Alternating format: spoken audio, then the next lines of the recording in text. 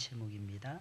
아리마대 요셉의 믿음. 아리마대가 이름이고 요셉이 성이 아니고, 그래서 아리마대 사람 요셉의 믿음.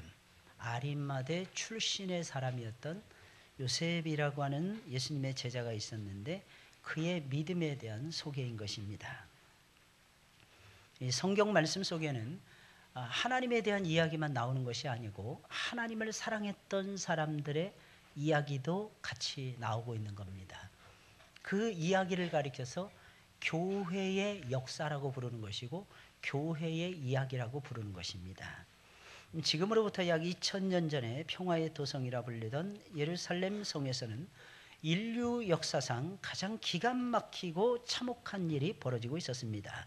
그곳에서는 모든 죄인들이 한 덩어리가 되어서 거룩하신 하나님의 아들을 모함하고 십자가에 매달아서 죽이는 참극이 벌어지고 있었습니다.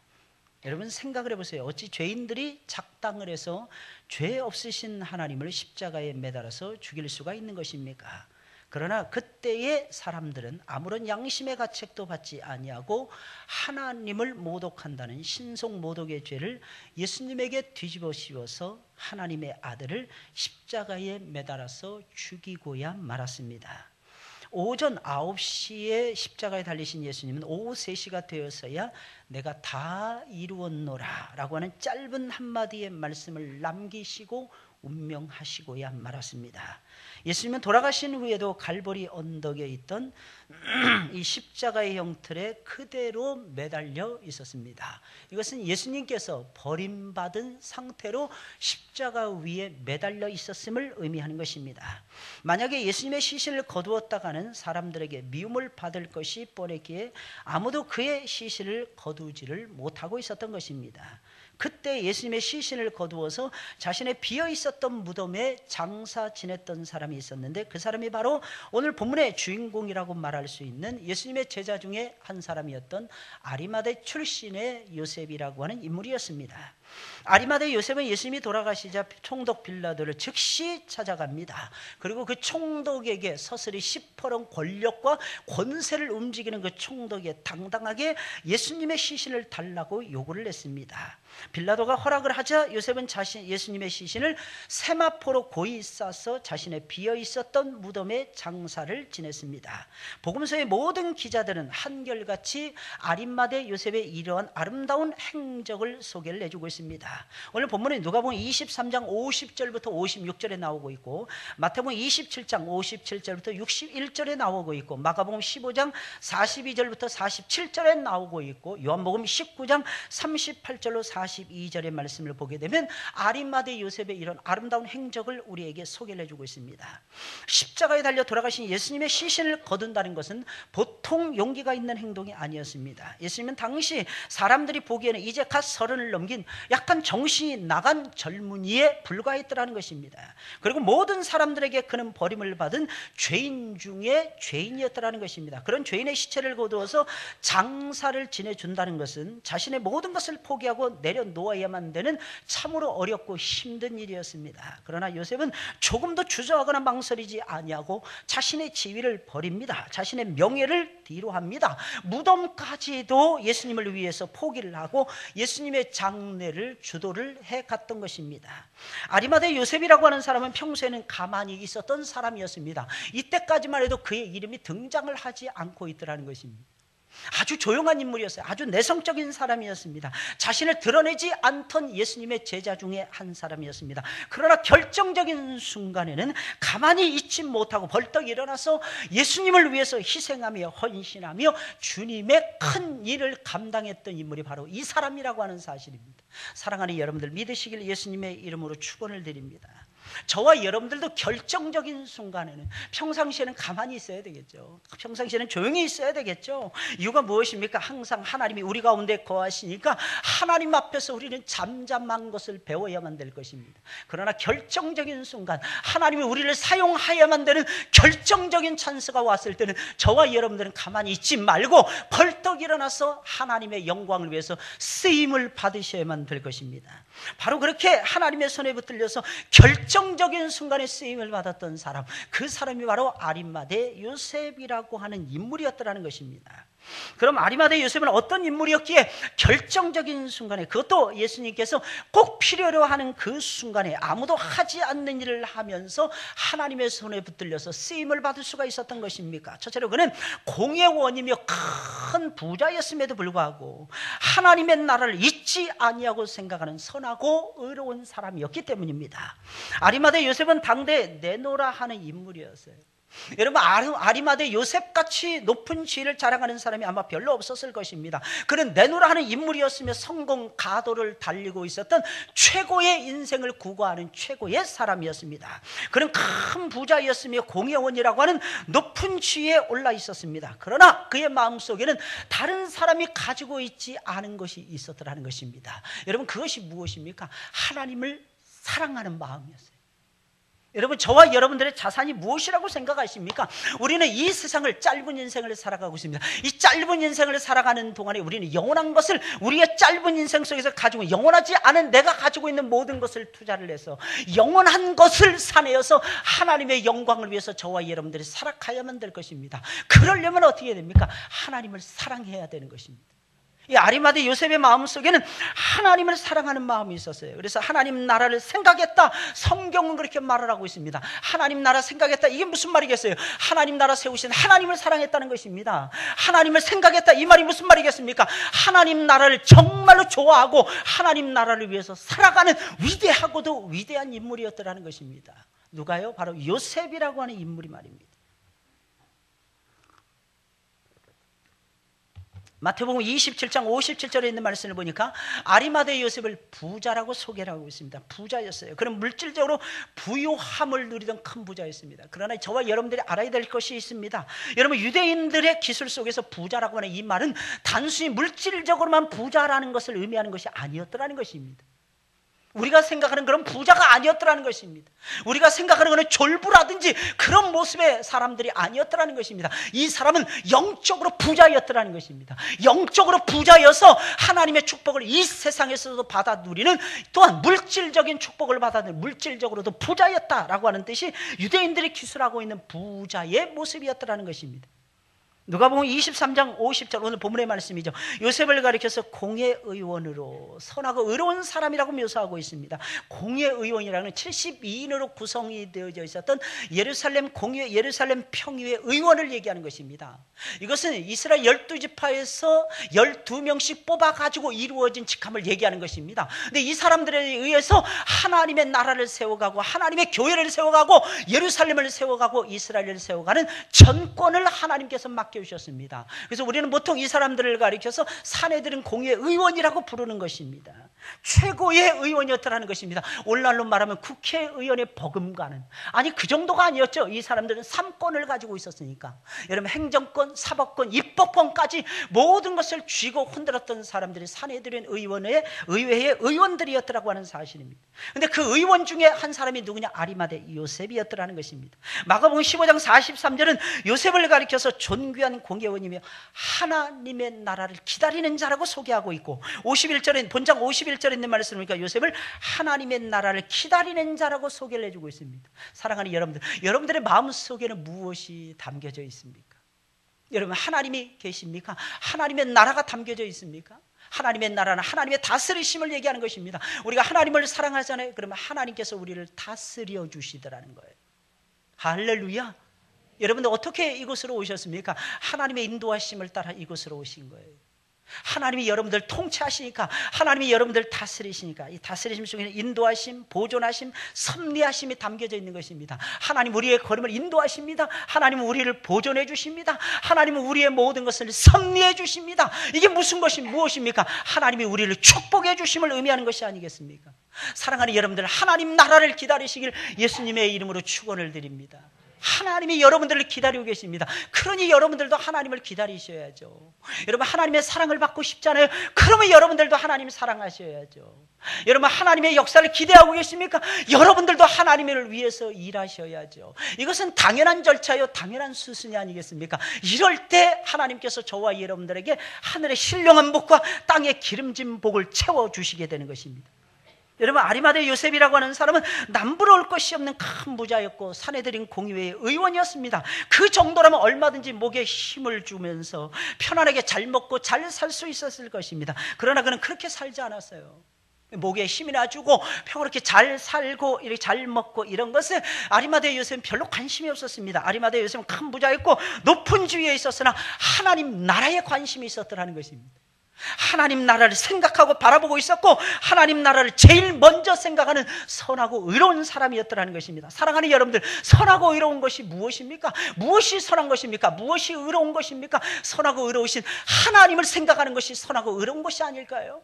하나님 나라, 선하고 의로우신 하나님이 다스리시는 그 의로운 나라, 그 나라를 위해서 살아가는 것이 가장 선하고 의로운 것이 아닐까요?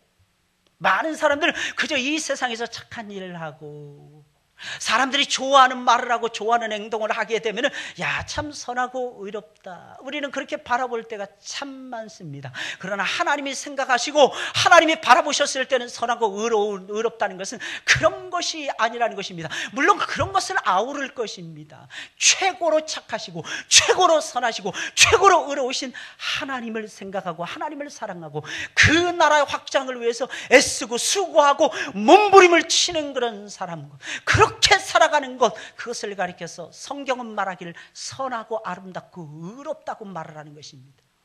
사랑하는 여러분들, 믿으시길 예수님의 이름으로 축원을 드립니다.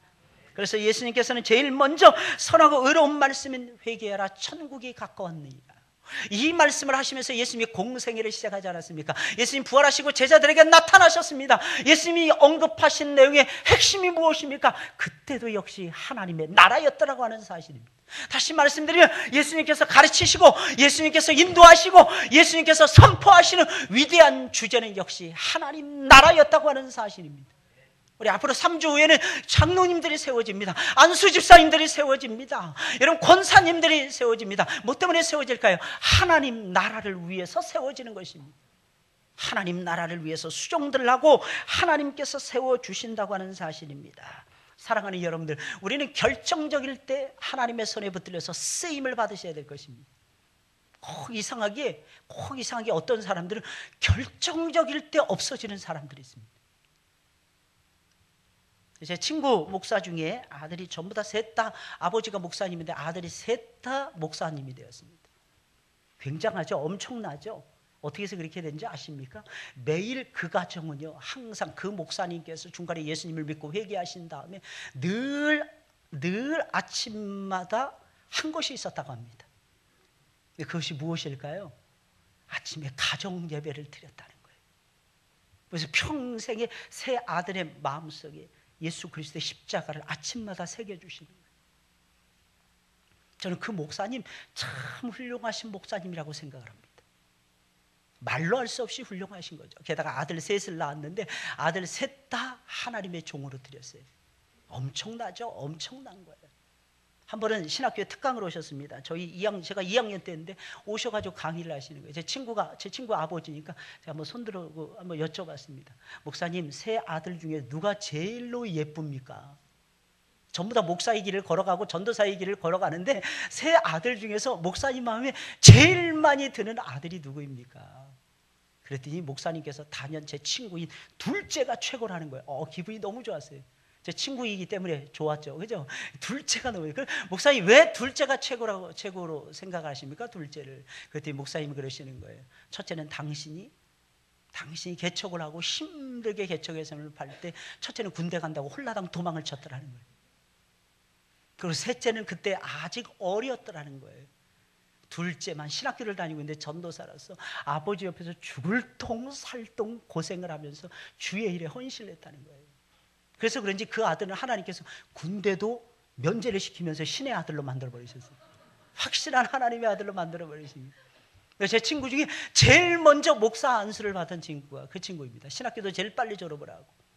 그 친구 보면 너무너무 부러운 거예요. 근데 반면에 그 친구는 또 계속 현역으로만 있다가 신학교 졸업을 하고 목사 안수를 받았기 때문에 제가 군대 제대하고 와가지고 제가 8학번 모든 동기들을 모아가지고 일을 할 때 저를 제일 많이 부러워했습니다. 저한테 맨날 나가서 그러는 거예요. 광시야, 난 네가 너무 부러워. 왜? 내가 왜 부러워? 그랬더니 야, 너는 말이야 이 친구들하고 다 같이 너는 좋게 일을 하잖아. 기분 좋게 일을 하잖아. 힘있게 일을 하잖아. 나는 말이야 혼자서 말이야 골골대고 막 그래서 다 선배들 틈바구니에서 말도 제대로 못하고 나는 주의 일을 했어.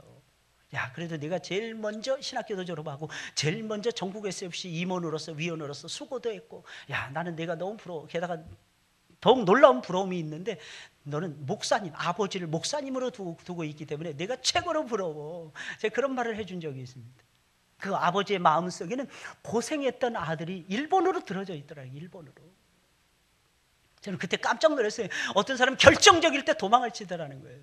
아, 그래도 장남이 소중하지 않습니까? 그러면서 그 목사님에게 제가 여쭤봤어요. 그랬더니 아니야, 장남 소중하지 않아. 장남은 내가 개척의 셈을 봤을 때 날 버리고 도망을 쳤어. 군대 가면 먹을 거, 자는 거, 입는 거는 해결해 준다 그러면서 나를 등지고 떠나간 놈이 장남이야. 그런데 둘째는 군대도 가지 아니하고 내 곁에서 하나님의 일을 감당하기 위해서 고생하면서 말이야. 그래서 나는 아무래도 둘째가 최고야 이러시는 거예요. 사랑하는 여러분들, 믿으시길 예수님의 이름으로 축원을 드립니다. 무엇을 믿어야 될까요? 결정적일 때 쓰임을 받는다는 것이. 여러분, 이것이 최고의 행복이라는 거예요. 최고의 기쁨이라는 것입니다. 사랑하는 여러분들, 여러분들도 그렇게 되시길 예수님의 이름으로 축원을 드립니다. 오늘은 요셉의 믿음을 배워야 돼요. 이 요셉의 어떤 믿음을 배워야만 되는 것입니까? 하나님 나라를 생각하면서 결정적일 때 하나님의 손에 붙들려서 쓰임을 받았다고 하는 사실입니다. 어떤 사람은 결정적일 때 망하더라고, 결정적일 때 잘못되더라고요. 이건 잘못 인생을 살아가고 있는 것입니다. 결정적일 때 하나님의 손에 붙들려서 쓰임받아야 돼. 결정적일 때 사람들의 사랑과 존경을 받아야만 되더라는 것입니다. 그래야 하나님의 나라가 확장이 되어지더라고 하는 사실입니다. 사랑하는 여러분들, 믿으시길 예수님의 이름으로 축원을 드립니다. 세상에서 가장 선하고 의로운 일은 하나님의 나라가 우리 가운데 이루어지기를 소망을 하는 것입니다. 희망을 하는 것입니다. 기다리는 것입니다. 그리고 하나님 나라가 이루어지도록 수고를 하는 것입니다. 여러분, 예수님이 무엇 때문에 오셨습니까? 여러분 알고 계십니까? 예수님이 무엇 때문에 돌아가셨는지 저와 여러분들은 분명히 알고 예수 그리스도를 따라가야만 될 것입니다. 하나님 나라를 이 땅에 세우시기 위해서, 하나님 나라를 우리 안에 넣어주기 위해서 예수님께서는 사람의 몸을 입고 이 세상에 내려오셨던 것입니다. 저와 여러분들의 죄짐을 전부 다 풀어내 주시기 위해서 십자가에 달려서 돌아가셨다고 하는 사실입니다. 이 사실, 이 놀라운 사실, 이 기가 막힌 사실, 이 탁월한 진리, 저와 여러분들의 신비에 새기고 하나님 나라를 기다리시면서 하나님 나라를 이루어 가시는 여러분들이 되시길 주님의 이름으로 부탁을 드립니다. 두 번째로, 아리마대 요셉은 악한 일에는 절대로 가담하지 않는 아주 양심적인 인물이었습니다. 아리마대 요셉은 하나님 나라를 기다리던 선하고 의로운 사람이었습니다. 동시에 그는 악한 일에는 절대로 가담을 하지 않았다는 것입니다. 오늘 보면 50절 51절에 있는 말씀입니다. 공의 의원으로 선하고 의로운 요셉이라는 사람이 있으니 저희의 결의와 행사에 같아하지 아니한 자라. 저희의 결의와 행사라는 것은 예수님을 잡아서 신성 모독죄를 뒤집어 씌워서 죽이는 엄청난 괴계, 엄청난 대제사장들과 서기관들과 장로들의 악한 결의, 이러한 행사를 말하는 것입니다. 이런 악한 결정을 예루살렘 공의회에서 하고 있었던 것입니다. 그런데 아리마대 요셉은 그 가운데 있었지만 그 결의와 행사에 같아하지 않았더라는 것입니다. 그 결정에 같아하지 않았다. 이것은 무엇입니까? 그런 악한 일에는 가담하지 아니하고 반대했다는 것입니다. 여러분, 이런 모습에 있기를 예수님의 이름으로 축원을 드립니다. 하나님이 어떤 사람을 들어서 결정적일 때 사용을 하십니까? 저 사람 약간 좀 이상한 사람 아니야? 약간 좀 돈키호테적인 기질이 있어. 좀 앞뒤가 안 맞는 것 같아. 그러면서도 욥처럼 순절함을 잃어버리지 않는 사람들. 여러분, 하나님께서는 그런 사람들을 사용을 하십니다. 여러분, 요셉 보세요. 요셉 얼마나 정직합니까? 형들이 미워한다는 걸 알았어요, 몰랐어요? 알고 있었습니다. 그럼에도 불구하고 요셉은 어떻게 합니까? 자기의 꿈 이야기를 들려주는 것입니다. 그 꿈 이야기는 요셉이 왕이 된다는 것이었습니다. 형님들의 곡식단이, 형님들의 별들이 요셉을 향해서 절한다라고 하는 내용이 아니었습니다. 그 말을 하면 요셉은 분명히 17살이나 먹었기 때문에 분명히 그 일에 대해서 요셉은 판단할 수 있는 나이가 되었을 것입니다. 그런데 요셉은 그대로 말을 해요. 형님들이 싫어하든지 좋아하든지 그것이 중요한 것이 아니었습니다. 형님들에게 그 사실을 알려주는 것이 중요했더라는 것입니다. 자기를 들어서 하나님께서 왕처럼 세워줘서 자기를 통해서 온 세계, 자기의 형님들과 온 세계를 먹여 살린다고 하는 그 비전을 받았기 때문에 그 비전을 요셉이라고 하는 사람은 말하지 아니할 수가 없었더라는 사실입니다. 사랑하는 여러분들, 믿으시기를 예수님의 이름으로 축원을 드립니다. 하나님이 어떤 사람을 들어 사용할까요? 물론 지혜로운 사람 들어 사용하겠죠. 근데 그 지혜가 한계를 넘어서서 너무 지나치게 세류의 영향을 받았어. 하나님도 좋게 하고 사람들도 좋게 아는 이러한 모습으로 나타났을 때는 미안한 얘기지만은 절대로 하나님께서 들어서 사용하시지 않습니다. 만약에 사용하시더라도 하나님께서는 일을 자꾸 딜레이 하십니다. 미루십니다. 제가 보니까 신앙은요, 오직 왕이신 하나님만 바라보고 하나님만 사랑하는 것입니다. 이 사실을 믿으시기를 예수님의 이름으로 축원을 드립니다. 제발 눈치 보지 마세요. 사람의 눈치를 보지 마세요. 하나님의 눈치를 보세요. 하나님의 뜻이 어디에 있는가. 내가 이렇게 못하면 내 자존심이 상하지. 내 자존심이 중요한 것이 아니고 아버지의 뜻이 자존심을 염려하고 있는 나를 통해서 이루어지는 것이 훨씬 더 중요하더라는 것입니다. 사랑하는 여러분들, 기억하시기를 예수님의 이름으로 축원을 드립니다. 당시에 사내들인 공유의 의견에 반대하는 것은 어려운 일이었어요. 쉬운 일이 아니었습니다. 그럼에도 불구하고 아리마대 요셉은 예수님을 잡아 죽이는 일이 옳은 일이 아니라고 판단했기에 아리마대 요셉은 반대를 했던 것입니다. 물론 그렇다고 해서 그가 적극적으로 예수님을 살리기 위해서 어떤 액션이나 행동이나 계획을 했던 것은 아니었습니다. 그가 할 수 있는 일은 예수님을 죽이는 일에 반대표를 던지는 것이 전부였습니다. 그래서 조용히 아리마대 요셉은 부표를 던졌던 것입니다. 아무튼 아리마대 요셉은 하나님의 말씀과 양심에 비추어 봐서 옳지 않은 일이라고 판단했을 때는 악한 일에 가담하지 않는 선하고 의로운 양심적인 인물이었더라는 것입니다. 선한 일에 앞장섰다고 해서 모두가 다 악한 일을 안 하는 것은 아닙니다. 어떤 사람들은 선하고 의로운 일을 하면서도 뒤로는 악한 일을 하는 사람들이 얼마나 많이 있는지 모릅니다. 그러나 아리마대 요셉은 하나님 나라를 기다리며 선하고 의로운 일을 했을 뿐만 아니라 악한 일에는 가담하지 않는 하나님의 종이었다는 것입니다. 하나님은 어떤 사람 결정적인 순간에 들어서 사용하십니까?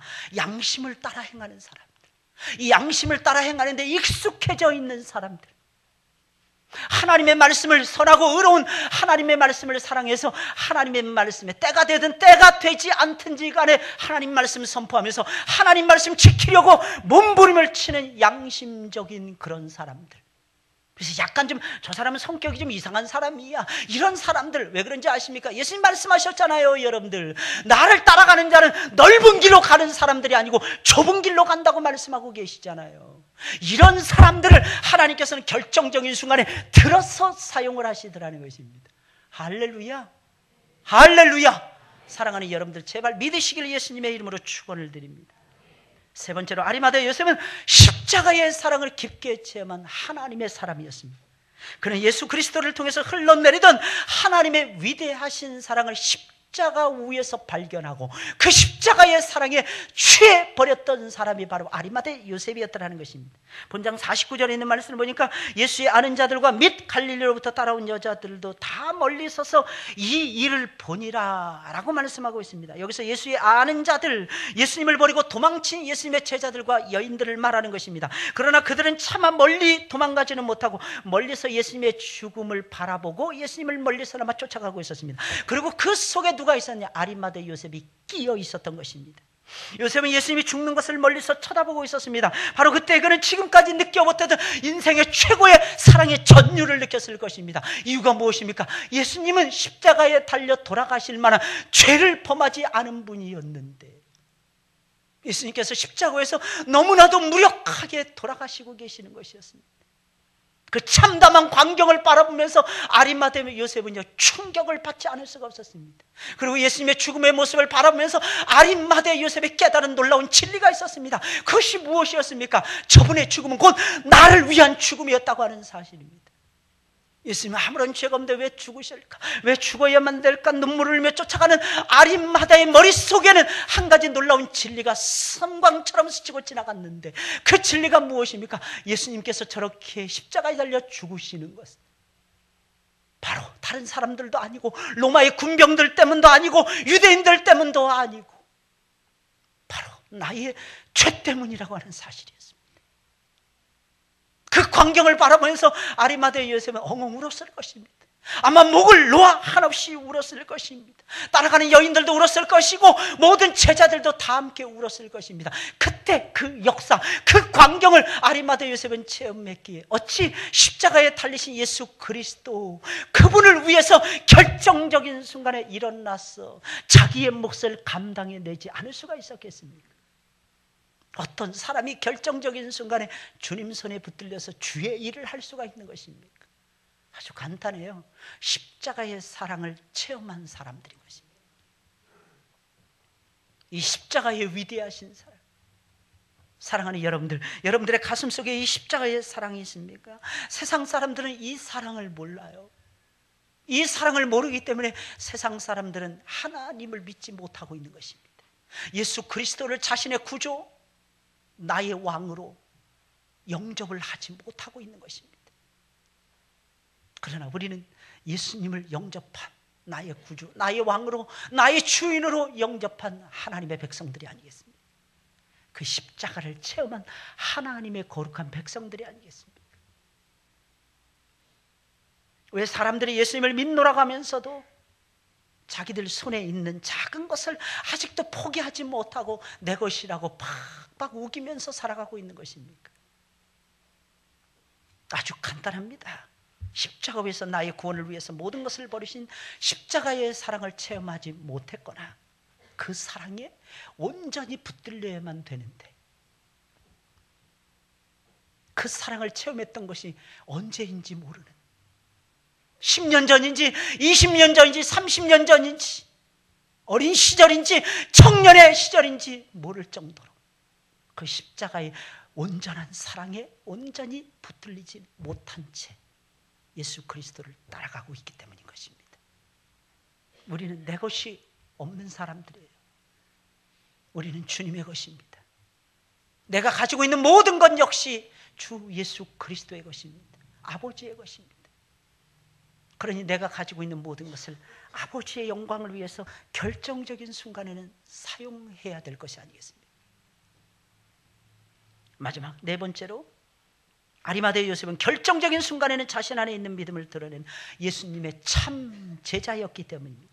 한때 그는 유대인들이 두려워서 믿음을 숨기는 겁쟁이였습니다. 그러나 결정적인 때가 되었을 때는 자기 안에 있는 믿음을 드러내고 있었던 것입니다. 요한복음 19장 38절에 있는 말씀입니다. 아리마대 요셉이 예수의 제자나 유대인을 두려워하여 은휘하더니 숨었더라는 것입니다. 이 일 후에 빌라도더러 예수의 시체를 가져가기를 구하며 빌라도가 허락하는지라 이에 가서 예수의 시체를 가져가니라.